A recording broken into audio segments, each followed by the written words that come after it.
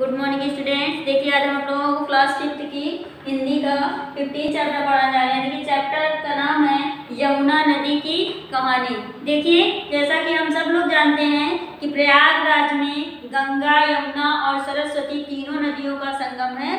तो ये जैसा कि जानते हैं कि यमुना का पानी सांवला होता है तो और गंगा का पानी सफ़ेद होता है, सरस्वती का नीला होता है। तो ये हमारे यहाँ प्रयागराज में ही स्थित है, संगम नगरी जिसको हम बोलते हैं, और यहाँ पे सब लोग स्नान करने के लिए भी जाते हैं। तो आज हम उसी यमुना नदी के बारे में अध्ययन करेंगे। देखिए हमारे देश की राजधानी दिल्ली है। क्या तुम बता सकते हो कि दिल्ली नगर किस नदी तट पर बसा हुआ है?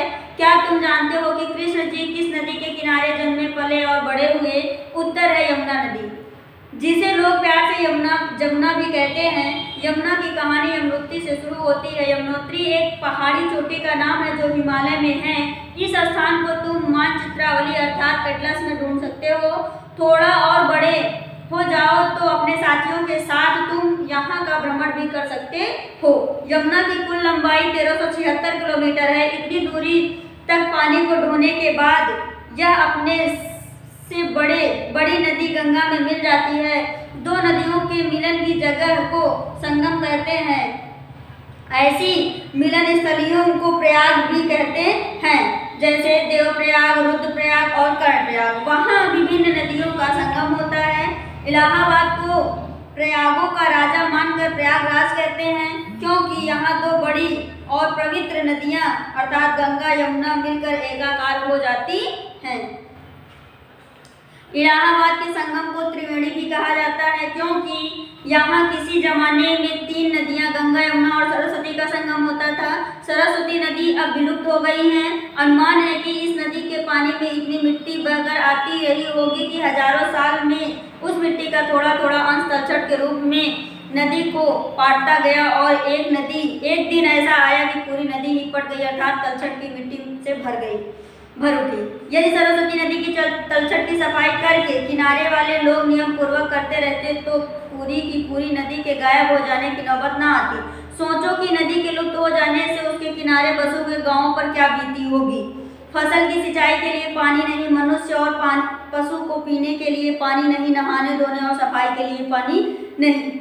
उत्तराखंड के टिहरी गढ़वाल के पर्वतीय इलाके में उछलती कूदती पहाड़ी नदी के रूप में बहने के बाद यमुना पांवटा साहब के पास हथनी कुंड नाम की जगह पर मैदानी क्षेत्र में प्रवेश करती है। हथनी कुंड तक यमुना का पानी तेज रफ्तार में आगे बढ़ता है। इस रफ्तार की ध्वनि को दूर से ही सुना जा सकता है। हथनी कुंड के बाद यह हरियाणा के यमुनानगर, करनाल, पानीपत और सोनीपत होते हुए दिल्ली की सीमा में प्रवेश करती है। दिल्ली के बाद फरीदाबाद, पलवल, मथुरा, आगरा, फिरोजाबाद, इटावा और हमीरपुर होते हुए इलाहाबाद में इसकी यात्रा पूरी हो जाती है। जो नदी बहते बहते समुद्र में जा मिलती है उसे स्वतंत्र नदी कहते हैं, जैसे गंगा नदी। ऐसी नदियों में बीच-बीच में दूसरी नदियां मिलती रहती हैं। बीच-बीच में आ मिलने वाली नदियों को सहायक नदियां कहते हैं। गंगा नदी की सहायक नदी के रूप में यमुना का विशेष महत्व है।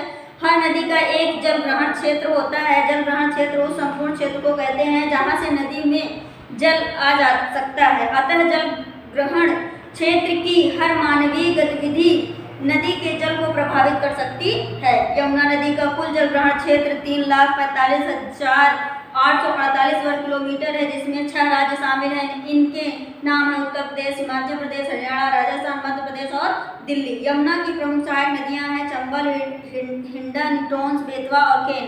इसमें चंबल सबसे बड़ी नदी है।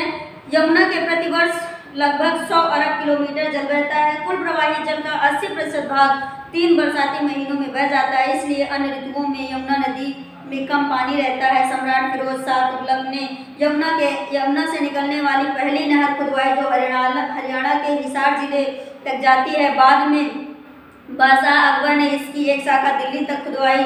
अंग्रेजों ने इसकी मरम्मत करवाकर इसे पश्चिमी यमुना नहर का नाम दिया। यह नहर हथनी कुंड के पास स्थित ताजेवाला बैराज से शुरू होती है। यहीं से पूर्वी यमुना नहर की भी शुरुआत होती है। आगरा नहर दिल्ली स्थित ओखला बैराज से शुरू होती है। क्या तुम बता सकते हो कि नदी में नहरें क्यों बनाई जाती हैं, इसका कारण एक तो यह है कि जिन क्षेत्रों में नदी का पानी नहीं पहुंच पाता है वहां भी यह पानी पहुंचकर लोगों की जरूरतें पूरी करे। दूसरा कारण यह है कि बरसात में जब नदी में बाढ़ आ जाती है तो बाढ़ के पानी को नहरें अपने में रोक ले, अन्यथा यह अतिरिक्त पानी तबाही ला सकता है। तीसरा कारण यह है कि मुख्य धारा द्वारा अधिकांश पानी समुद्र तक न पहुंचे, बल्कि नहरों के द्वारा मैदानों में ही इस्तेमाल के लिए रोका जा सके। पिछले कुछ वर्षों में यमुना नदी के पानी में प्रदूषण की समस्या बढ़ गई है। पानी में बाहर से डाले गए अपशिष्ट पदार्थ अर्थात कचरा या मल जल जैसे गंदे पदार्थ पानी को खराब कर देते हैं। इससे जल उपयोग लायक नहीं रहता, इसी को जल प्रदूषण कहते हैं। साफ सुथरा जल स्वास्थ्य के लिए अत्यंत आवश्यक है, पर अब यह दुर्लभ वस्तु हो गया है। जल प्रदूषण के मुख्य कारण है शहरों से आने वाले गंदे नाले और उद्योगों का कचरा। यमुना के किनारे दिल्ली, आगरा, मथुरा और इटावा जैसे अनेक बड़े और औद्योगिक नगर बसे हुए हैं। इन शहरों से कई नाले गंदा पानी लिए यमुना में सीधे मिल जाते हैं, वे नदी को प्रदूषित कर देते हैं।